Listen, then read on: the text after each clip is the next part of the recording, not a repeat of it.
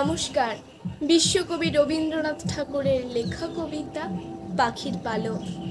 খেলাধুলো সব রহিল পড়িয়া, ছুটে চলে আসে মেয়ে, বলে তাড়াতাড়ি, ও মা, দেখ দেখ কি এনেছি, দেখছে।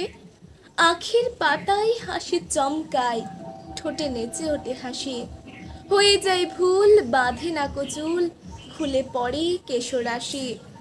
দুটি হাত তার ঘিরিয়া ঘিরিয়া রাঙা চুড়ি কয় গাছে, করতালি পেয়ে বেজে ওঠে তারা, কেঁপে ওঠে তারা নাচে।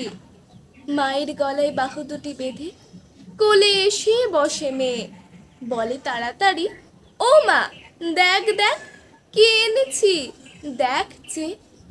সোনালি রঙের পাখির পালক, ধোঁয়াশে সোনার স্রোতে, খসে এলো যেন তরুণ আলোক অরুণের পাখা হতে।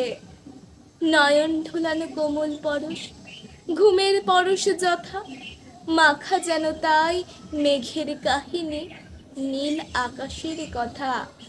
ছোটখাটো নীল শাবকের ভিড়, কত মত কলরব, প্রভাতের সুখ, উড়িবার আশা, মনে পড়ে যেন সব। এসে পালক কপলে বুলায়, আখিতে বুলায় মেয়ে, বলে হেসে হেসে, ও মা, দেখ দেখ কি এনেছি, দেখছে। মা দেখিল চেয়ে, কহিল হাসিয়ে, কি বা জিনিসের ছিরি, ভূমিতে ফেলিয়া গেল সে চলিয়া, আর না চাহিল ফিরি। মেয়েটির মুখে কথা না ফুটিল, মাটিতে রহিল বসে, শূন্য হতে যেন পাখির পালক ভূতলে পড়িল খসে।